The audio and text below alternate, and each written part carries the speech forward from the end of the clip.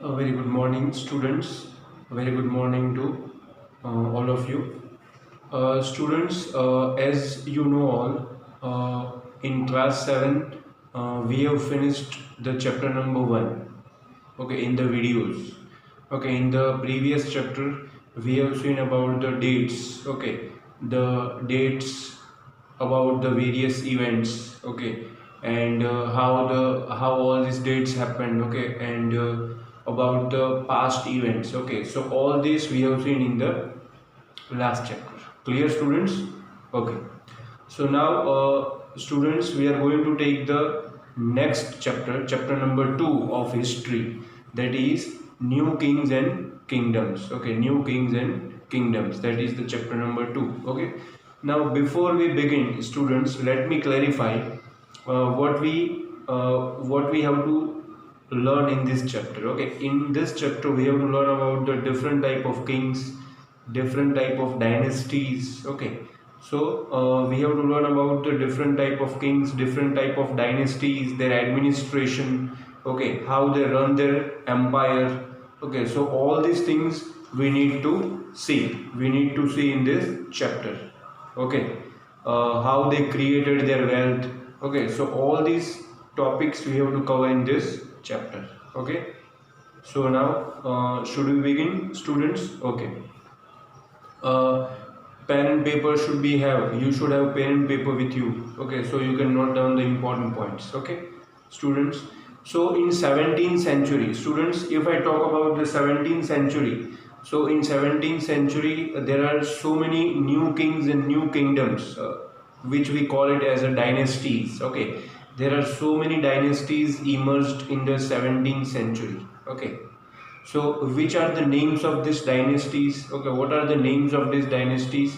So the dynasties were Rashtrakutas. Okay, Rashtrakutas, Cholas, Pandyas. Okay, Chandelas. Okay, these all are the dynasties. Okay, again I repeat the dynasties, students. Okay, so you can understand. The dynasties were Cholas. Okay, Rashtrakutas, Pandyas. Okay, Chandelas. Okay, so all these were the different type of dynasties or the major kingdoms. Okay, and these dynasties were ruled from 7th century to 12th century. Okay, students, these dynasties had ruled between 7th century to 12th century. It means almost 500 to 600 rules. Almost 500 years to 600 years they have ruled. Okay, are you getting my point, students? Okay, so now, the first topic we are going to take here is the emergence of the new dynasty. Okay, the first topic we are going to take is the emergence of the new dynasty. Okay, so in other words, we can say that how these new dynasties emerge. Okay, how they come into existence. Okay, these new dynasties. Okay, so in 17th century there were many big landlords. Okay, you know the meaning of landlord, student?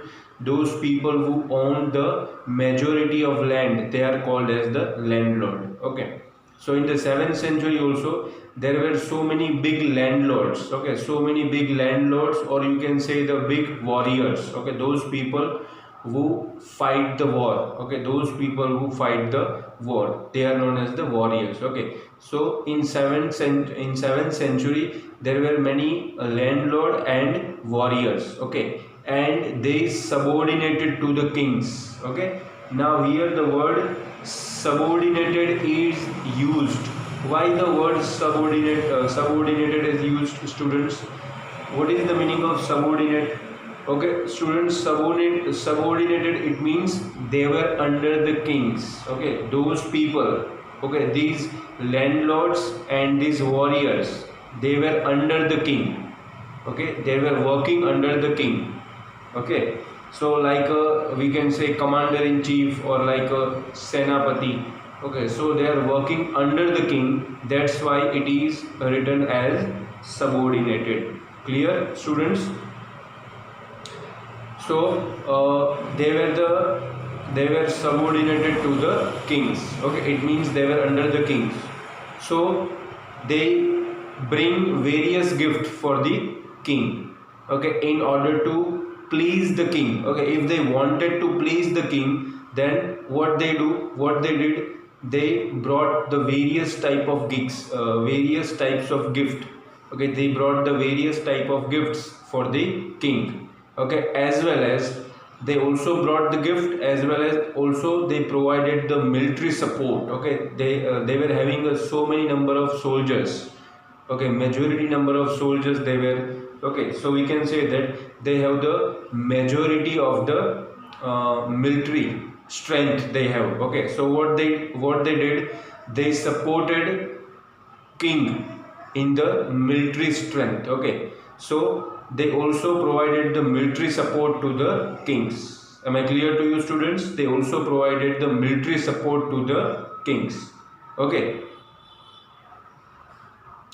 and in other words, these landlords or these warriors are also called as the samantas. Okay, samantas. Okay, so these samantas gained their powers, they became mahasamantas. Okay, these warriors and landlords are also called as the samantas. Okay, but when their power increased, okay, gradually their power increased. Okay, so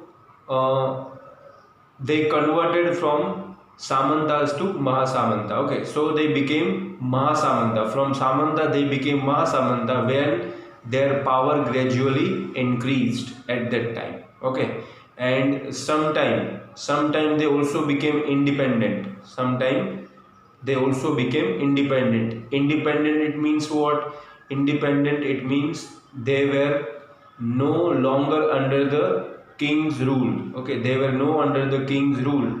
Now they can act as an independent ruler. Okay, they can act as an independent ruler. Am I clear to you, students? Okay, so go ahead. Okay, one such example. Okay, now we will take the one example. Which king? Okay, we will take the one example. Which king was got independent? Which king got independent from the rulers? Okay, from this such type of ruler. Okay, one such example of the Rashtrakuta chief. Okay, the chief senapati, okay, or the chief warrior, okay, or you can say the chief person of the Rashtrakuta dynasty. Okay, what was his name? His name was Danti Durga.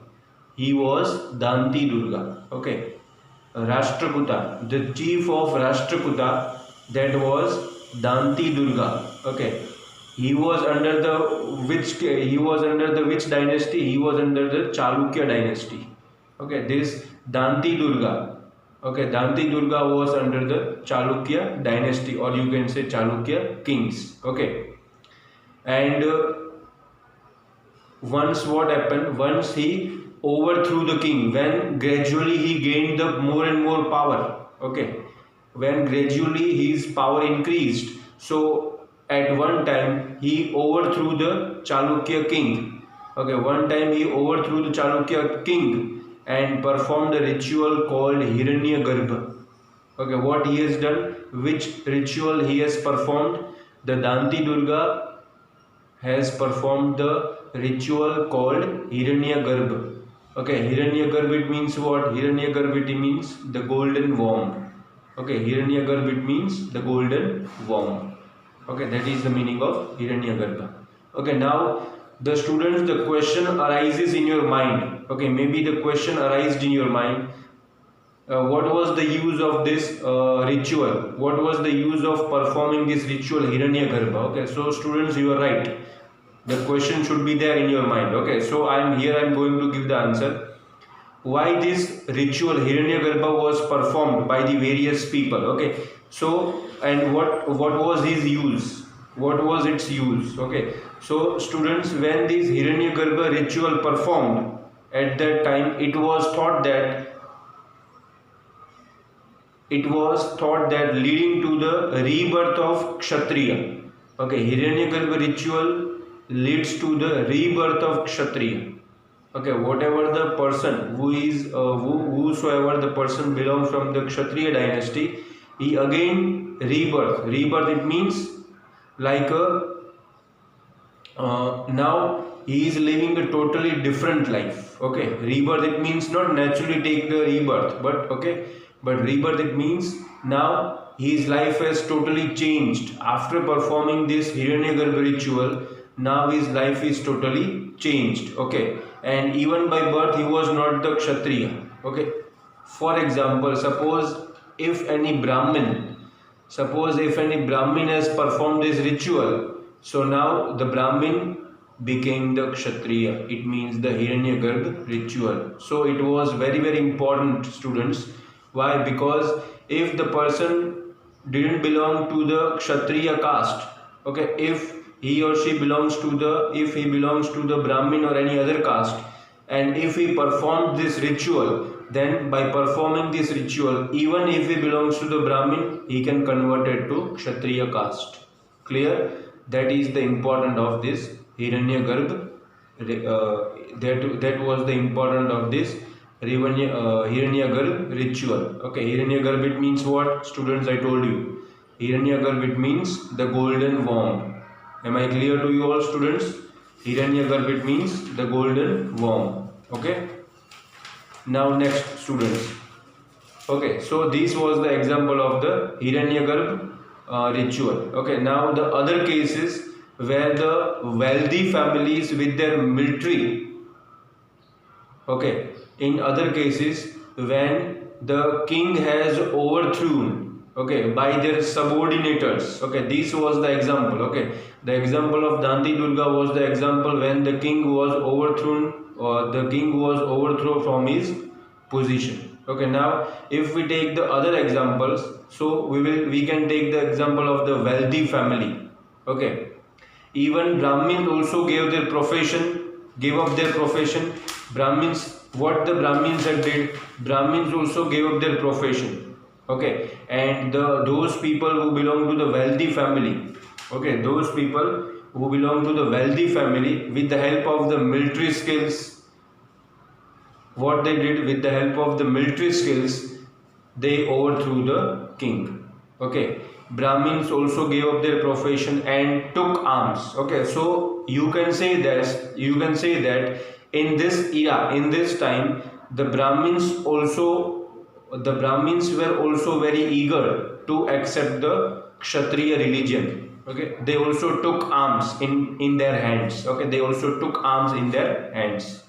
Okay, Karnataka and Rajasthan successfully established their kingdom by this way. Okay, so in the state of India, Karnataka and Rajasthan, most of the landlords, most of the kings, most of the Brahmins, those who were subordinated to the kings, okay, they overthrew the king, and in the place of king, they established their own kingdoms. Okay, what they have done, they established their own kingdoms. Okay, clear, students?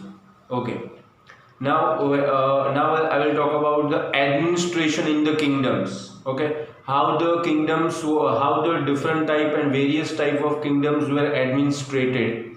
Okay, but till here you shouldn't have any doubt. I hope, student, till here in this topic, in the first topic, you should not have any doubts. Okay, students? Okay, and if you have any doubts, then you can ask to your respective teachers. Okay, students, so here we will stop in this topic. Okay, this topic is over here. Okay, now next topic we will take in the next video. Thank you so much, students.